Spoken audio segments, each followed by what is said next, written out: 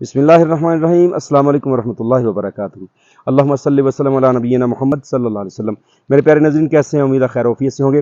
آج ہم اپر دیر کا علاقہ کمراٹ ویلی وہاں پر موجود ہیں، اور یہاں پر الحمدللہ بہت زیادہ جڑی بوٹیاں ہیں اور درخت ہیں، کیا نظارے ہیں، اللہ کی قدرت، اللہ کی شان۔ لیکن آج ہم آپ کو ایک جڑی بوٹی کے بارے میں اس کی پہچان بھی کرواتے ہیں، سنگل ریمیڈی، اور اس کے اوپر ہم جو اس کے افادیت ہے، جو فائدے ہیں، اس کے بارے میں انشاءاللہ آپ کو بتاتے ہیں۔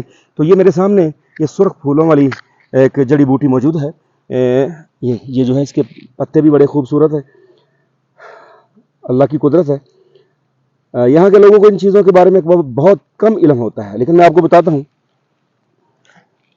یہ انجبار ہے، جنگلی انجبار، اور اس کا مزاج جو ہے وہ خشک سرد ہوتا ہے۔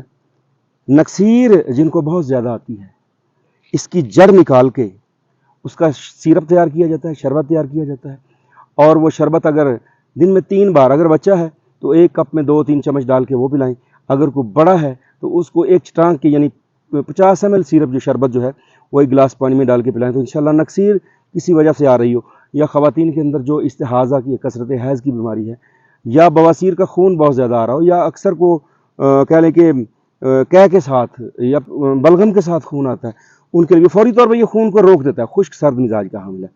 اور یہ اسہال کے لیے، جن کو اسہال بچوں کو لگ جاتے ہیں، اس کی جڑ کو نکال کے، سرخ رنگ کی اس کی جڑ ہوتی ہے، اور اس کا شربت تیار کر کے وہ پلاتے ہیں، اور اس کو پاؤڈر فارم میں بھی یوز کیا جا سکتا ہے۔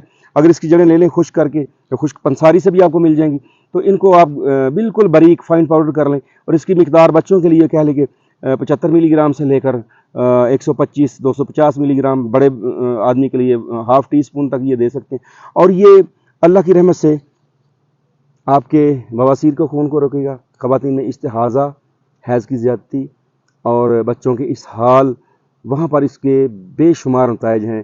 امید ہے انشاءاللہ آپ اس اکیلی جڑی بوٹی سے فائدہ لیں گے اور اپنی دعاؤں میں یاد رکھیں گے۔ کیمرہ مین حذیفہ ساجد کے ساتھ حکیم ساجد۔ السلام علیکم ورحمۃ اللہ وبرکاتہ۔